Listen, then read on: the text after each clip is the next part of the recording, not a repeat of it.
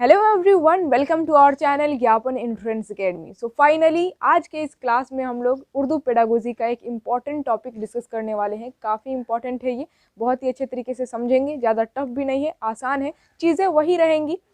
हाँ, लेकिन आज का ये टॉपिक थोड़ा सा अलग है, थोड़ा सा इंटरेस्टिंग है। बाकी जो आप लोग पढ़ते हैं कि बच्चों को कैसे पढ़ाना है, एज अ टीचर आपकी कौन कौन सी रिस्पॉन्सिबिलिटी बनती है, ये सारी चीज़ तो आप लोग को पढ़नी है।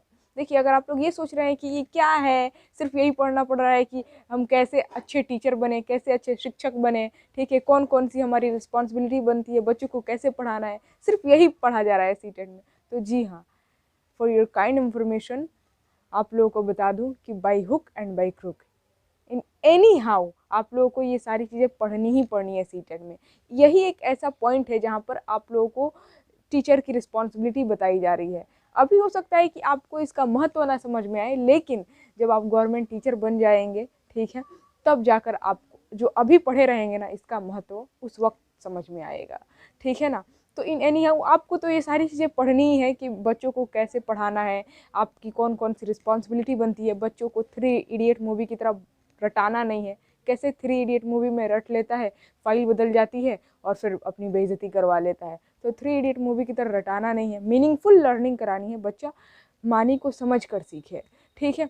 तो ये सभी बातें अलग है, मतलब चीज़ें तो वही रहेंगी, लेकिन आज का टॉपिक थोड़ा सा अलग है और इंटरेस्टिंग भी है, आसान भी है, ज़्यादा टफ नहीं है। तो चलिए आज के इस वीडियो को स्टार्ट करते हैं। स्टार्ट करने से पहले आप लोग फटाफट वीडियो को कर दीजिए लाइक, चैनल पर नए नए आए तो कर ले सब्सक्राइब, ताकि हर रोज आने वाली वीडियो का नोटिफिकेशन आप तक सबसे पहले पहुंचे। एंड मोस्ट इम्पॉर्टेंट थिंग, आज के इस वीडियो को शेयर ज़रूर करें, जितना ज़्यादा हो सके तो आज के इस वीडियो को स्टेटस में ज़रूर लगा दें, ताकि सभी लोग इस वीडियो का फ़ायदा उठा सके। So now without any further delay let's go to start. आप लोग देख सकते हैं सीटेट दिसंबर 2024 के लिए उर्दू पेडागोजी के आज के इस क्लास के अंदर हम लोग पढ़ने वाले हैं जो टॉपिक, उसका नाम है तदरीसी व आमोजशी मवाद। एक बार फिर से सुनिए, तदरीसी व आमोजशी मवाद।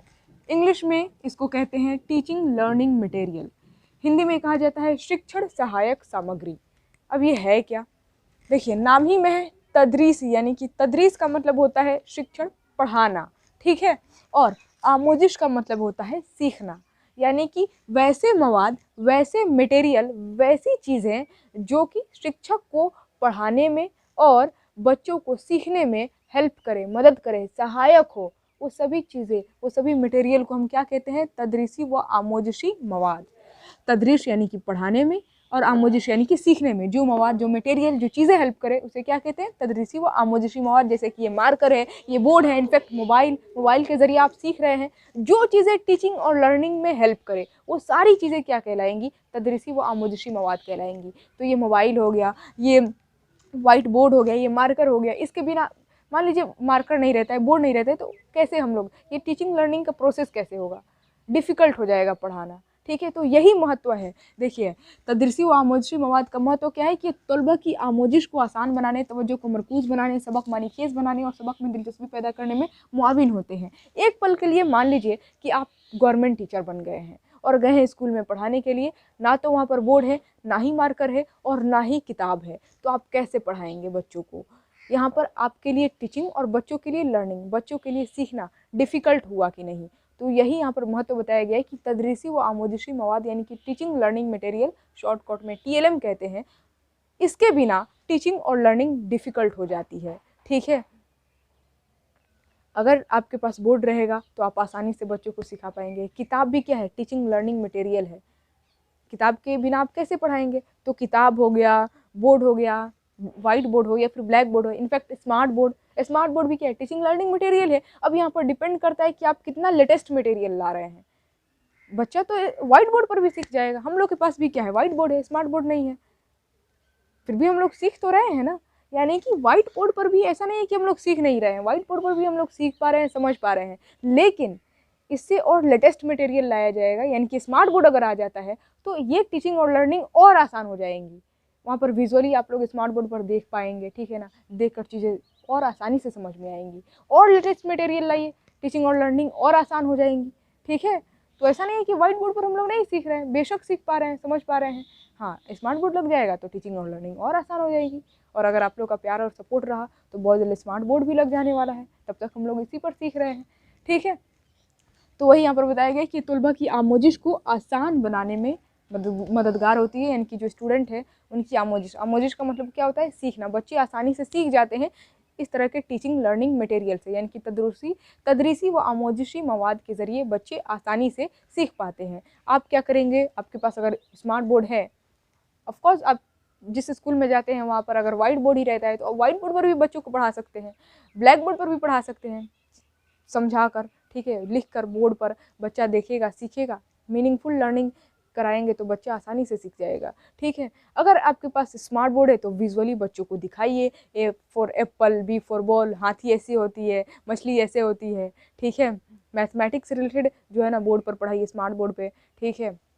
नज्म मतलब कविता, कहानी वगैरह बताइए।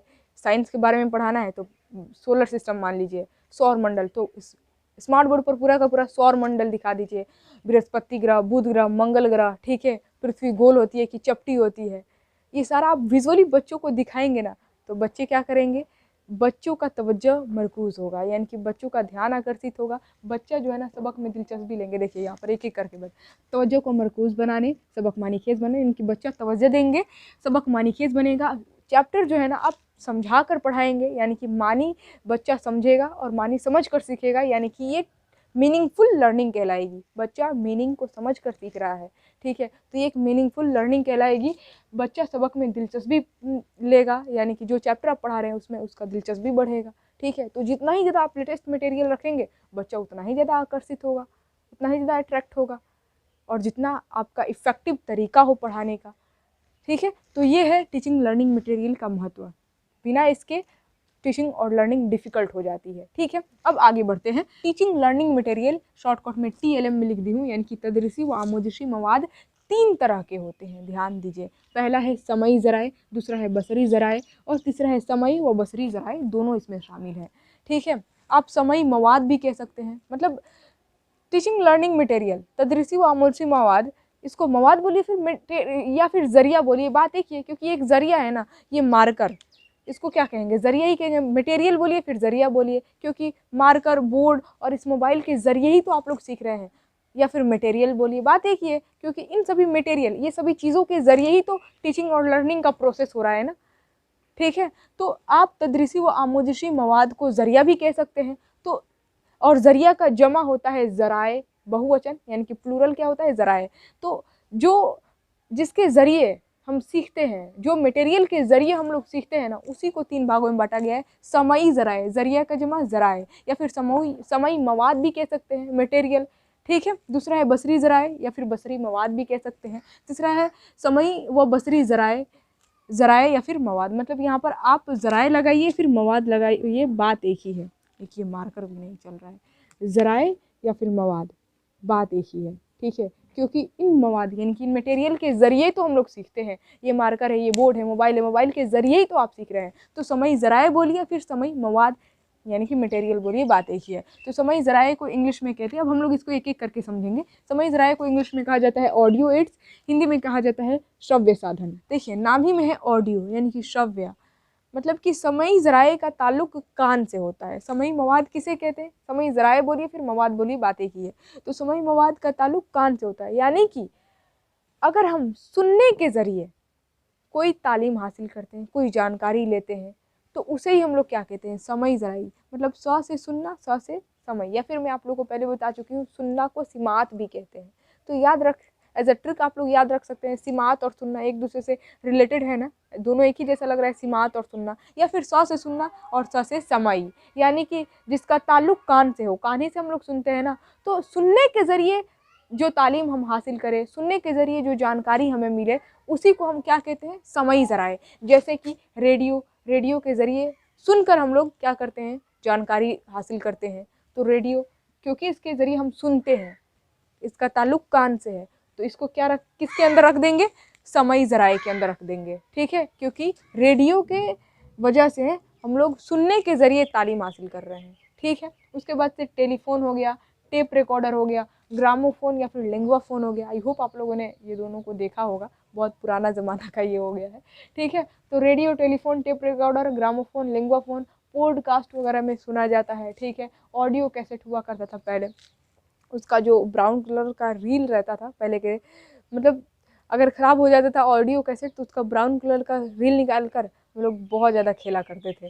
ठीक है, तो ऑडियो कैसेट मतलब जिसके ज़रिए आप सिर्फ सुनकर जानकारी हासिल करें, उसे हम क्या कहेंगे, उसको हम रख देंगे समई ज़राए के अंदर। ठीक है, दूसरा है बसरी ज़राए या फिर बसरी मवाद, बोलिए बात एक ही है। इंग्लिश में कहा जाता है विजुअल एड्स और हिंदी में कहेंगे दृश्य साधन।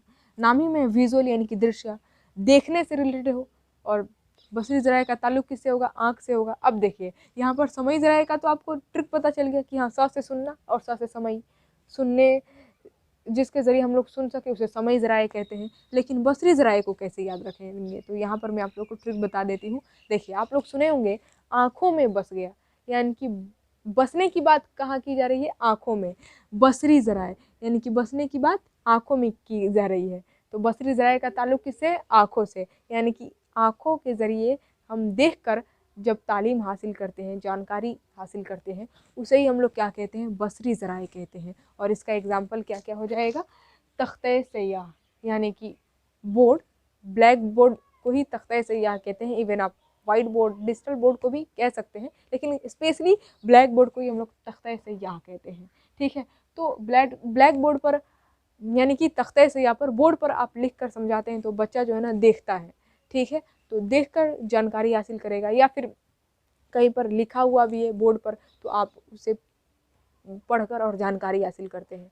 ठीक है, तो यहाँ पर ताल्लुक किससे, आँख से। आँख से आप देखते हैं और फिर जानकारी हासिल करते हैं। देखने के ज़रिए आप क्या करते हैं, जानकारी हासिल करते हैं, तालीम हासिल करते हैं। तो इसको क्या कहेंगे, मतलब तख्ते सयाह को रख देंगे बसरी ज़राए के अंदर। ठीक है, और याद रखिएगा तख्ते सयाह को क्या कहते हैं, मौलिम का दोस्त भी कहते हैं। मौलिम यानी कि शिक्षक का दोस्त। क्यों, क्योंकि तख्ते सयाह पर ही शिक्षक जो है ना लिख कर समझाता है बच्चों को। एक तरह से अगर बोर्ड नहीं रहेगा तो बच्चों को कैसे सिखाएगा शिक्षक। तो इसी वजह से तख्ते सयाह यानी कि बोर्ड को जो है ना शिक्षक का, मौलिम का दोस्त कहा जाता है, जिस पर लिख कर जो है ना शिक्षक बच्चों को सिखाता है, पढ़ाता है। ठीक है, और क्योंकि बोर्ड पर देखकर बच्चा सीखता है, देखकर तालीम हासिल करता है देखने के ज़रिए, तो इसी वजह से तख्ते सयाह को क्या किसके अंदर रख देंगे, बसरी ज़राए। ठीक है, उसी तरह है तस्वीर। तस्वीर को हम लोग देखते हैं, देखकर जानकारी हासिल होती है कि हाँ किसकी तस्वीर है। तस्वीर हो गया वीडियो, किताब, खाका यानी कि मैप, ख़त यानी कि लेटर, अखबार यानी कि न्यूज़पेपर, हम लोग देखते हैं और देखकर जानकारी हासिल करते हैं। ठीक है, तो इन सभी चीज़ों को हम लोग क्या करेंगे, बसरी ज़राए के अंदर रख देंगे। ठीक है, अब लास्ट ये दो हो गया। तीसरा है समई व बसरी ज़राए यानी कि audio and visual aids, Hindi में कहेंगे श्रव्य और दृश्य साधन, नाम ही में है। इसमें दोनों होगा, यानी कि सुनने के ज़रिए समई व बसरी, यानी कि सुनने के ज़रिए और देखने के, दोनों के ज़रिए हम लोग तालीम हासिल करते हैं, जानकारी हासिल करते हैं। उसको हम क्या कहेंगे, समई व बसरी ज़राए। जैसे कि एग्जाम्पल के तौर पर है मोबाइल। अभी आप लोग मोबाइल में देख भी रहे हैं और हमारी बातों को सुन भी रहे हैं, यानी कि सुनने और देखने दोनों का काम हो रहा है, दोनों के ज़रिए आप सीख रहे हैं। ठीक है, तो इसको क्या कहेंगे, मोबाइल को समई व बसरी ज़राए कहेंगे। ठीक है, क्वेश्चन यहाँ पर उसी तरीके से पूछेगा। मान लीजिए क्वेश्चन पूछ दिया कि बसरी ज़राए का ताल्लुक किससे है। ऑप्शन है, ए में दे देगा नाक, बी में दे देगा कान, सी में दे देगा आँख और डी में दे देगा मुँह। तो बसरी ज़राए का ताल्लुक किससे है, आँखों से है। जिस भी ऑप्शन में दिखाई दे उसको धीरे से टिक करना है। ठीक है, तो मोबाइल क्या हो जाएगा, समई व बसरी ज़राए के अंदर चला जाएगा। कंप्यूटर हो गया, डिजिटल बोर्ड हो गया, स्मार्ट बोर्ड, क्योंकि उसमें देख भी पाते हैं हम लोग और आवाज़ें भी आती है, सुन भी पाते हैं। प्रोजेक्टर, टीवी वगैरह, एलसीडी वगैरह, ये सारा चीज़ जो है ना चला जाएगा समई व बसरी ज़राए के अंदर। तो ये टीचिंग लर्निंग मटेरियल 3 तरह के होते हैं, समई बसरी और समई व बसरी ज़राए। ठीक है, मवाद बोलिए बात एक ही है।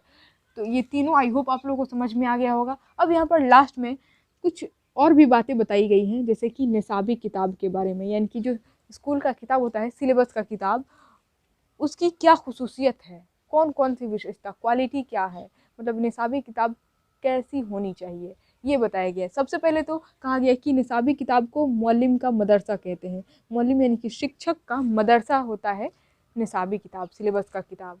ठीक है, क्योंकि शिक्षक उसको देखता है और उसी के ज़रिए बच्चों को पढ़ाता है। ठीक है, तो मौलिम का मदरसा किसे कहते हैं, निसाबी किताब। हो सकता है एक क्वेश्चन पूछ दे कि मौलिम का मदरसा या फिर मौलिम का दोस्त किसे कहते हैं। मौलिम का दोस्त कहते हैं तख्ते सयाह को, मौलिम का मदरसा कहते हैं निसाबी किताब को। अब देखिए निसाबी किताब की विशेषता क्या क्या है, निसाबी किताब कैसी होनी चाहिए। तो निसाबी किताब सबसे पहले तो तिफ़्ल मरकूज़ होनी चाहिए। तिफ़्ल मरकूज़ का मतलब क्या, मतलब कि जो सिलेबस का किताब है, यहाँ पर किताब जो है ना, किताब में सिर्फ किताब लिखा गया है, कोई बात नहीं, मैं पूरा का पूरा लिख देती हूँ किताब। निसाबी किताब तिफ़्ल मरकूज़ होनी चाहिए, मतलब कि जो सिलेबस का किताब है वो बच्चों के हिसाब से होनी चाहिए, ठीक है। ज़्यादा टफ लफ्ज़ का यूज़ ना किया गया हो, बच्चों का वो किताब ऐसा हो उसमें इमेजेस वगैरह डाली गई हो और बच्चों का वो किताब ध्यान आकर्षित करे, ठीक है। इस तरह से होना चाहिए बच्चों के हिसाब से, ठीक है। ज़्यादा टफ लफ्ज़ का यूज़ ना किया गया हो, ये भी ध्यान रखा है, और इमेजेस ऐसा हो कि बच्चे उसे देखकर सीख सकें, ठीक है। और उसके बाद से आगे लिखा गया है कि इसमें मुख्तलिफ इसनाफ को भी शामिल किया जाता हो, यानी कि निसाबी किताब सिलेबस की किताब में अलग अलग सिन्फ यानी कि कैटेगरी को भी शामिल किया जाए। उसमें कहानी भी हो, नज़्म यानी कि कविता भी हो, ड्रामा भी हो, मजमून भी हो, खाका भी हो, आप बीती भी हो, ऑटोबायोग्राफी। ये नहीं कि सिर्फ, हालांकि कहानी रहेगा तो बच्चा तो कहानी पढ़ पढ़ के थकता नहीं है। मान लीजिए एक ऐसा किताब है जिसमें सिर्फ मजमून ही है, तो बच्चा सिर्फ मजमून पढ़ पढ़ के थक जाएगा, निबंध पढ़ पढ़ के थक जाएगा। तो इसी वजह से कहा गया है कि इसमें मुख्तलिफ इसनाफ हो, यानी कि अलग अलग टाइप की सिन्फ हो, उसमें कहानी भी हो, ड्रामा भी हो, मजमून भी हो, ठीक है, नज़्म यानी कि कविता भी हो, ठीक है, ऑटोबायोग्राफी भी हो, सभी तरह का सिन्फ हो उसमें, ठीक है, ताकि बच्चा उगे ना। और उसमें शामिल मवाद मुअत्बर हो और उसका इंतखाब पूरी एहतियात से किया गया हो, यानी कि निसाब में जो भी मवाद शामिल है वो मुअत्बर हो, बच्चों के हिसाब से मतलब सूटेबल हो, और उसमें जितनी भी उस किताब में जो भी लिखा गया है, जितनी भी सारी इमेजेस है उसमें, वो उसका इंतखाब जो है ना बहुत एहतियात से किया गया, पूरे एहतियात से किया गया। बच्चों को ध्यान में रखते हुए उस किताब में क्या क्या डालना है, उस किताब में क्या क्या लिखना है, कौन कौन सी इमेजेस डालनी है, फ़ोटो डालना है, ये बच्चों को ध्यान में रखते हुए उसका जो है ना इंतखाब किया गया हो, ठीक है। और उसमें इस बात के इख्तिसार से लिखे गए हों और ज़रूरी इस्तिलाहात भी मुहैया कराई गई हों, यानी कि उस किताब में जो सिलेबस का किताब है, स्कूल का किताब, उसमें इस बात यानी कि जो चैप्टर्स हैं, चैप्टर बहुत ज़्यादा तवील भी ना हो, बहुत ज़्यादा ये नहीं कि 30-35 पेज का एक चैप्टर हो गया, ठीक है, बहुत ज़्यादा तवील भी ना हो और ना ही बहुत ज़्यादा शॉर्ट छोटा भी हो, मतलब मीडियम में हो।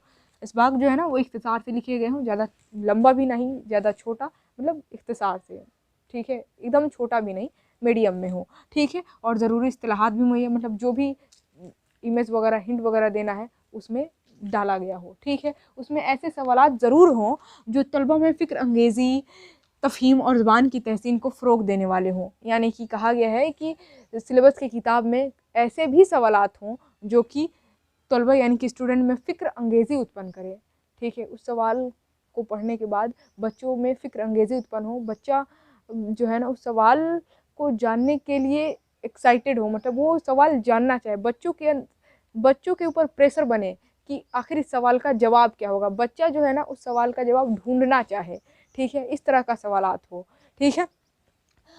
उसका मानी समझ सके, ज़बान की तहसीन को फ़रोग़ मिले, मतलब क्योंकि वो अगर एक ज़बान का किताब है, भाषा का किताब है, तो भाषा को भी फ़रोग़ मिलना चाहिए, ठीक है। ज़बान जो है ना उसमें ज़्यादा टफ लफ्ज़ का भी यूज़ ना किया हो और इस तरह से यूज़ किया गया हो लफ्ज़ का कि बच्चा उसे अपनी डेली लाइफ में यूज़ कर भी सीख सके, ठीक है, यानी कि उसके ज़बान की आमोजिश में भी क्या हो, डेवलपमेंट हो, ठीक है, नशोनुमा हो। और उसके बाद से मारूज़ी, मुख्तसर, तवील और तवील ये भी सवालात शामिल हो, यानी कि सवालात में सभी तरह के सवालात हो, तवील सवालात भी हो, यानी कि long type, short type, very short type, ठीक है, ऑब्जेक्टिव क्वेश्चन यानी कि ऑब्जेक्टिव टाइप भी होना चाहिए, सभी तरह के सवालात शामिल होना चाहिए किताब में, ठीक है। तो ये सारी निसाबी किताब की खुसूसियत है।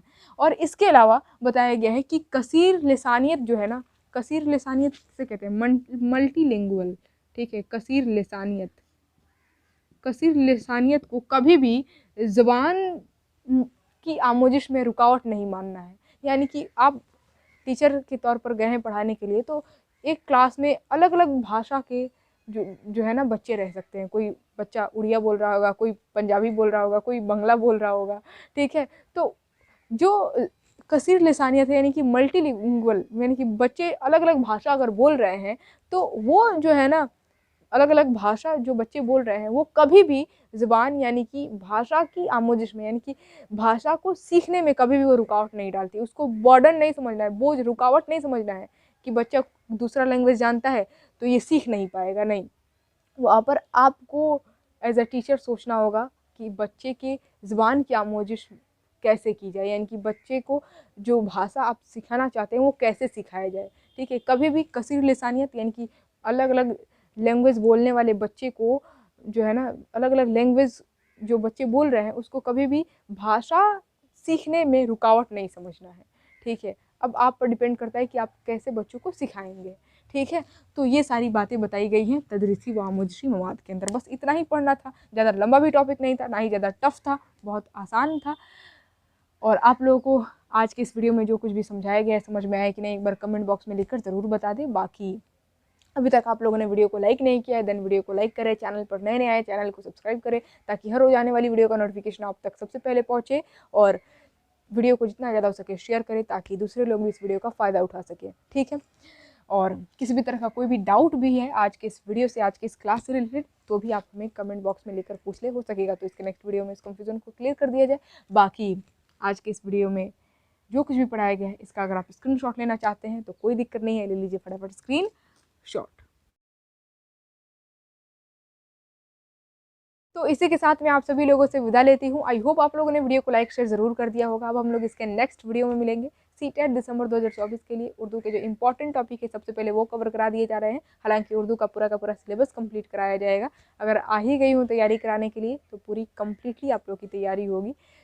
जितना भी लास्ट में MCQs और प्रीवियस ईयर क्वेश्चन है पूरा जी जान लगा कर हम लोग करेंगे। तैयारी तो एकदम ख़तरनाक होगी। बस अभी जितने क्लासेस हो रहे हैं एक भी क्लास आप लोग को मिस नहीं करना है ताकि लास्ट में प्रीवियस ईयर क्वेश्चन और MCQs करने में किसी भी तरह का कंफ्यूजन ना हो, आप सवाल का जवाब बता सकें। क्योंकि पहले क्लासेस किए रहेंगे, पढ़े रहेंगे, तभी तो क्वेश्चन का आंसर आप बता पाएंगे ना। तो चलिए आज के इस वीडियो को हम लोग यहीं पर एंड करते हैं। फिर मिलेंगे हम लोग इसके नेक्स्ट वीडियो में नेक्स्ट टॉपिक के साथ। तब तक के लिए जय हिंद और खुदा हाफिज़।